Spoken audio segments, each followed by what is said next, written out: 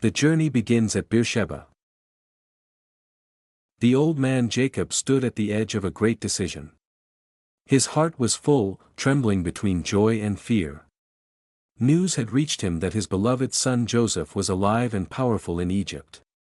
Now the time had come to leave the land of promise, the soil where his father Isaac and his grandfather Abraham had walked. The road ahead was long, and Jacob was no longer young. Before taking a single step toward Egypt, Jacob traveled to Beersheba, a place heavy with memory and sacred encounters. There he offered sacrifices to the God who had guided his family for generations. The night wrapped the land in silence. And the fire of the altar flickered like a living breath. In the darkness, God appeared to Jacob in a vision. God addressed him by name, calling him twice, as a father calls a beloved child. Jacob answered with readiness and awe. God then spoke words meant to calm the old man's fear. He told Jacob not to be afraid of going down to Egypt, because their God would turn his family into a great nation. God promised to go with him and assured him that one day his descendants would return.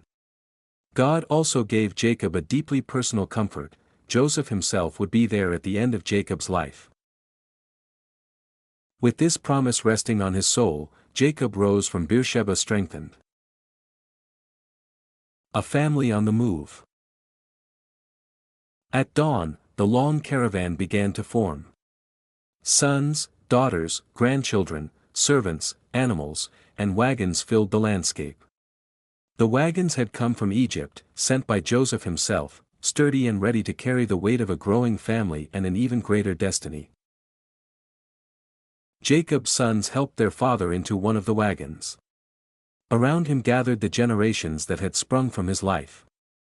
There were strong young men, mothers carrying children, infants who had not yet learned to speak, and elders who had seen both famine and blessing. The family moved as one body, flowing southward toward Egypt. This was no small group. The chapter carefully remembers their names, as if each life were a precious thread in a tapestry being woven by God's hand. The sons of Leah. Leah's children came first, for she had borne many sons.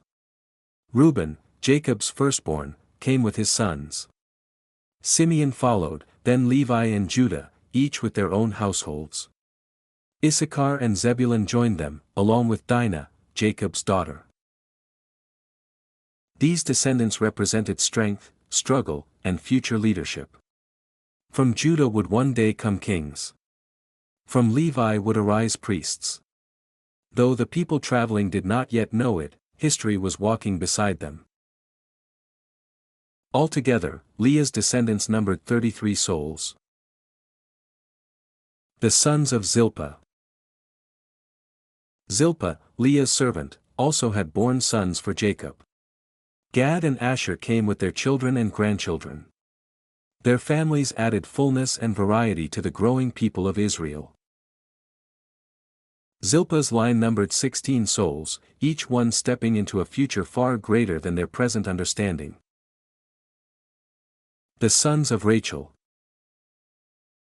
Then came the children of Rachel, the wife Jacob had loved with all his heart. Joseph was already in Egypt, powerful and respected. But Benjamin, the youngest, traveled with Jacob, surrounded by his many sons. Joseph had 2 sons of his own, born in Egypt, bridges between worlds. Manasseh and Ephraim were already growing up among the Egyptians, yet they belonged fully to Israel. Rachel's descendants numbered 14 souls, fewer in number but heavy with destiny. The sons of Bilhah. Finally came the sons of Bilhah, Rachel's servant. Dan and Naphtali arrived with their children, adding their voices and footsteps to the great movement. Bilhah's line numbered 7 souls, completing the count. 70 souls enter Egypt. When all were counted, the family of Jacob numbered 70 persons, not including the wives of his sons. 70 souls crossed into Egypt, small enough to be counted, yet vast enough to carry a nation within them. This number echoed completeness and divine order. It was as if God were sealing the moment, marking the beginning of a transformation. Judah sent ahead. As they drew near to Egypt, Jacob sent Judah ahead to Joseph. Judah was chosen to prepare the way, to arrange the meeting, and to guide the family safely into the land of Goshen. This land would become their home, fertile and separated from the heart of Egyptian society. The caravan followed, hearts pounding with anticipation. A father and son reunited. Joseph heard that his father was approaching. Without delay, he prepared his chariot and rode out to meet Israel. When Joseph finally saw his father, the powerful governor of Egypt became once again a son. Joseph fell upon his father's neck, and they wept together for a long time. Years of grief, loss, and longing poured out in that embrace. Jacob, overwhelmed with peace, felt that life had now come full circle. Seeing Joseph alive was enough. His heart was at rest. Settling in Goshen. Joseph spoke to his brothers and to his father, explaining how he would present them to Pharaoh. He planned carefully, knowing Egyptian customs and prejudices. Shepherds were despised in Egypt, but this would work in their favor. It would allow the family to live together, apart, preserving their identity. The land of Goshen awaited them, green and welcoming. There Israel would grow, multiply, and prepare for a future none of them could yet imagine. Explanation and lessons. Genesis chapter 46 is not a story of creation in the cosmic sense, but it is a story of the creation of a people. God is shaping Israel not through thunder and lightning, but through migration, family, fear, and trust.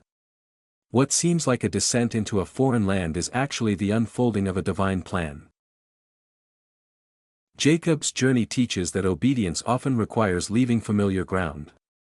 Even the land of promise may be left temporarily when God's voice calls elsewhere. God does not abandon his promises, he fulfills them through unexpected paths. The careful listing of names reminds us that history is built from individual lives.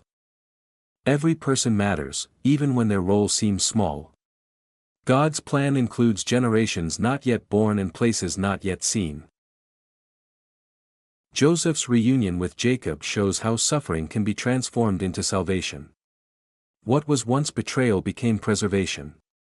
God turns loss into life, not by erasing pain, but by weaving it into something greater. Finally, the chapter teaches trust. Jacob goes to Egypt not because it is safe, but because God is with him. True security does not lie in land, power, or familiarity, but in walking where God leads. Genesis 46 whispers that even in times of famine, movement, and uncertainty, God is quietly building a future that will one day change the world.